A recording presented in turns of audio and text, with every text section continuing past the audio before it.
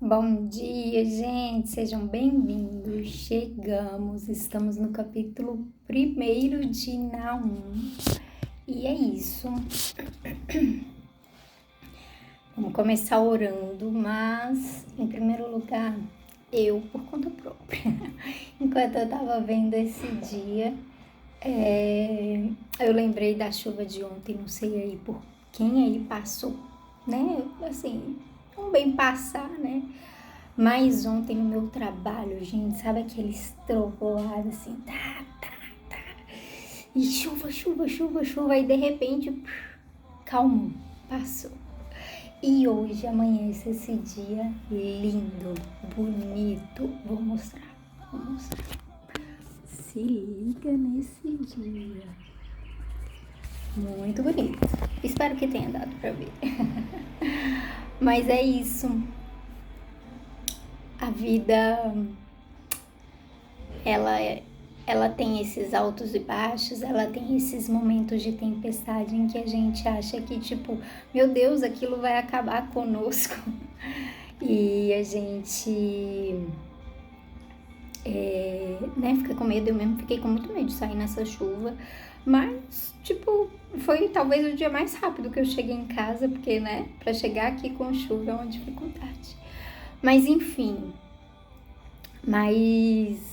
o Senhor à frente, quando a gente ora, quando a gente é filho de Deus, quando a gente está debaixo das promessas dessa palavra, sabe, da presença do Senhor, nós encontramos essa proteção, esse lugar seguro e esse dia bonito no outro dia, ainda que, né, passe, como diz a palavra de Deus. O choro pode durar uma noite, mas a alegria vem pela manhã. Às vezes não é tão rápido assim, mas às vezes se trata de uma estação. E que vem um dia bem bonito desses na vida daqueles que estão chorando, semeando com lágrimas, às vezes com dor, né? E é isso. Continua, se fortaleça e creia. Né? Creia que dias melhores, dias bonitos, dias espetaculares virão depois desse tempo aí, dessa tempestade, amém? Bom, e hoje, como eu falei, nós estamos começando o livro de Naum. E, não diferente dos outros livros, esse livro, ele também vai falar sobre muita esperança, algumas promessas, né, vai trazer de volta algumas promessas para Jerusalém, para o povo de Israel, que nós nos colocamos ali, nos consideramos povo de Deus, povo de Israel, né? Quando tudo que fala sobre o povo de Israel eu tomo para mim. Por quê? Porque nós fomos comprados, né, pelo sangue de Jesus, então nós nos tornamos povo de Deus, né, e podemos participar dessas coisas que falam aqui, acredito eu, algumas, né? Talvez nem todas, mas é isso.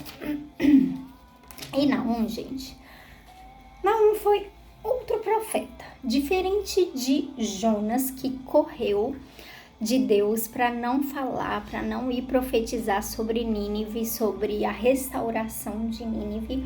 Naum também ele teve participação ativa em Nínive, na Síria como um todo.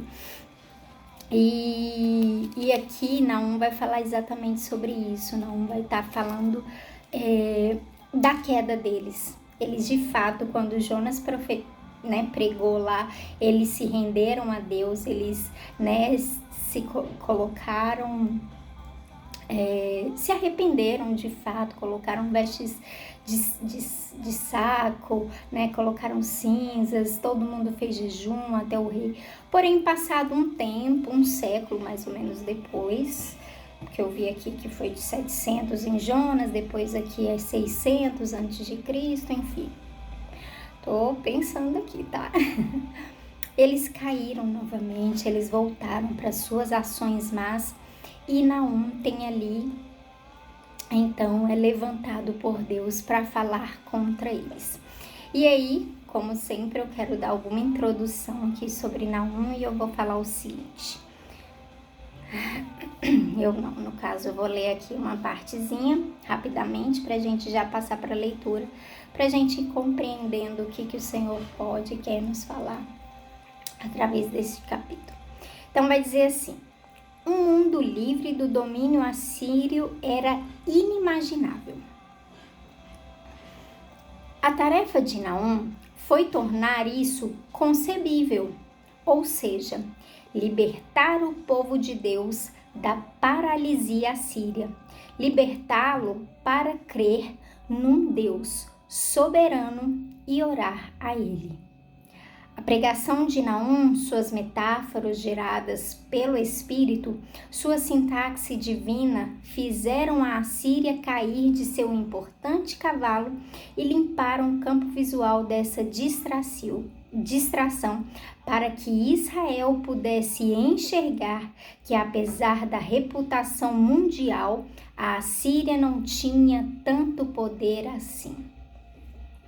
Então aqui tá falando mais ou menos, gente, que o povo, né, todas as nações, elas tinham um certo medo da Assíria. Por quê? Porque a Assíria naquele tempo era um dos mais poderosos, né? Tinha ali, metia medo em todo mundo, saía colonizando, saía, né, fazendo aquele estrago. Então eles, né, acabavam se rendendo, pedindo ajuda, ou confiando na Assíria, isso e aquilo. E aqui Deus está falando o seguinte com Naum, né, e através desse livro: vocês não precisam ter tanto medo da Assíria assim. A Assíria pode parecer incrível, e eu acho que a gente nem tem uma nação hoje em dia assim com tanto poder, nem Japão, nem Estados Unidos, nem Irã, nem Israel, eu nem sei, porque do jeito que falam da Assíria, cara, é uma questão assim muito que a gente nem consegue mensurar e colocar parecido hoje em dia, né? Trazer uma analogia entre esses tempos e a Assíria. Então é isso. Então Deus tá virando, tá falando. Parece que eles têm poder, né? Mas deixa eu te contar, eu sou dono do mundo inteiro e eu tenho mais poder que eles. Então é mais ou menos isso. E aí vai falar assim: é fácil achar que o profeta odeia a Assíria, mas Naum prega com base num contexto mais amplo, em que os pecados de Israel são denunciados tão vigorosamente quanto os de qualquer um de seus inimigos. A finalidade de Naum não é fomentar o ódio religioso contra o inimigo, mas dizer: não admirem esses inimigos, nem se sintam intimidados por eles. Eles serão julgados pelos mesmos padrões aplicados a nós.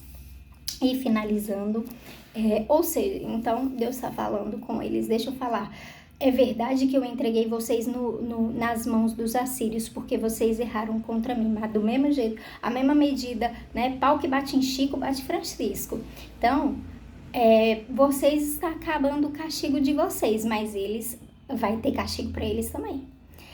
E aí, só para finalizar essa parte de introdução, pra gente já orar, que eu já passei mais da metade do meu tempo, vai falar assim: pouco antes de Jeremias começar a advertir o povo de Deus para que desse atenção à voz divina, antes que fosse tarde, Naum pôs as coisas em ordem.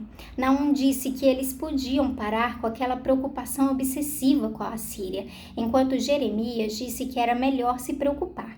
No passado, Deus usou a Assíria como forma de punição para que o seu povo agisse corretamente, mas tudo o que aprenderam foi temer a Assíria. Então aqui, gente, a gente vê um profeta menor e um grande profeta se contradizendo. Parece que eles estavam se contradizendo, porque eles estão mais ou menos na mesma época, e Jeremias está falando: vocês devem ter cuidado, porque vocês ficam aí dizendo: não vai acontecer nada, mas não é sobre não acontecer nada. Não estava falando, de fato, a Assíria vai entrar, vai invadir o país, vai parecer poderosa demais, mas deixa eu falar uma coisa: o Deus de vocês é mais poderoso. Vocês podem podem orar e confiar nele para salvar vocês, para, vocês podem se arrepender, vocês, sabendo que o seu Deus é bom e misericordioso. Enfim, então parece que eles estão se contradizendo e isso fala muito sobre os nossos dias, né? Que às vezes uns profetas estão falando uma coisa, outros outra coisa, uns pastores, uns mestres, e aí a gente fica assim, gente, em quem a gente confia? E a gente viu que muitos profetas na época de Jeremias foram levantados também nessa visão aí de corromper o povo, de falar, não, gente, tá tudo bem, mas não tá tudo bem com o pecado, Naum aqui não tava falando para eles, tá tudo bem com o pecado de vocês, não precisam temer, tá tudo certo, não tava falando, olha, deixa eu falar uma coisa, vocês de fato estão pecando e vai acontecer o pior, mas, entretanto, todavia, o seu Deus, entendeu? Enquanto Jeremias estava virando e estava falando, Deus vai vir com tudo contra vocês. Por quê? Porque Jeremias, participou ali, foi muito maltratado, enfim. Então, ele estava no olho, no centro ali da maldade humana. Então é isso, vamos orar e aí a gente parte para a leitura. Provavelmente não vai ter como eu falar muito mais, mas aí eu deixo na legenda. E o povo do YouTube corre no Instagram para acompanhar qualquer coisa. Amém, Deus. Obrigada pelo dia de hoje, obrigada por esse dia bonito. Obrigada, Deus, porque o Senhor fala conosco através da natureza, através da sua palavra e através das várias coisas que nós veremos hoje e viveremos, Deus? Nós oramos para que os nossos ouvidos espirituais sejam abertos para entender, para ter discernimento sobre tudo aquilo quanto o Senhor está nos orientando. Colocamos diante de Ti, te pedimos, vem e abençoa o nosso dia de hoje, Deus, e a leitura deste capítulo dá-nos o teu entendimento de quão poderoso e soberano o Senhor é, a despeito de qualquer problema, de qualquer coisa que venha surgir para nos amedrontar, em nome de Jesus, amém? Bora, eu vou fechar um pouco, que calor, vai dizer... Esta é a mensagem a respeito de Nínive que Deus, por meio de uma visão, deu a Naum, que era da cidade de Elcos. O Senhor é um Deus que não tolera outros deuses, um Deus irado que se vinga dos seus inimigos. O Senhor tira a vingança dos seus inimigos e na sua ira os castiga. O Senhor é paciente, mas poderoso e não deixa os culpados sem castigo. Ele anda pelo meio de tempestades e de ventos violentos. As nuvens são pó que os seus pés levantam. Deus repreende o mar e ele seca. Deus faz os rios ficarem secos. Os pastos de Baçã e do Monte Carmelo secam. As flores do Monte Líbano ficam murchas. Na sua presença as montanhas tremem e os morros se desfazem. Quando ele aparece, a terra e todos os seus moradores ficam arrasados. Quando o Senhor está irado, quem pode ficar de pé? Quem pode resistir à sua ira? A sua fúria se derrama como um rio de fogo diante dele, as pedras se arrebentam. O Senhor Deus é bom em tempos difíceis, ele salva o seu povo e cuida dos que procuram a sua proteção. Como uma enchente, ele acaba com os seus inimigos, ele manda os seus adversários para o mundo dos mortos. O que é que vocês estão planejando contra o Senhor? Ele os destruirá completamente. Contra Deus, ninguém se levanta duas vezes. Como uma moita de espinheiros, como a palha seca, vocês serão completamente destruídos. Da cidade de Nínive veio o homem de más intenções que planeja o mal contra Deus, o Senhor. Portanto, o Senhor diz ao povo de Israel: os assírios serão destruídos e desaparecerão, embora sejam fortes e numerosos. Eu deixei que vocês sofressem, mas não farei isso de novo. Eu os salvarei do poder dos assírios. Eu os livrarei da escravidão. A respeito do rei da Assíria, o Senhor Deus diz o seguinte: ele não terá filhos e assim o seu nome desaparecerá. Eu destruirei os ídolos e as imagens do templo do seu Deus. Vou sepultá-lo, pois ele não vale nada. Vejam, pelas montanhas vem um mensageiro que traz boas notícias, notícias de paz. Povo de Judá, faça suas festas e ofereça a Deus aquilo que você prometeu.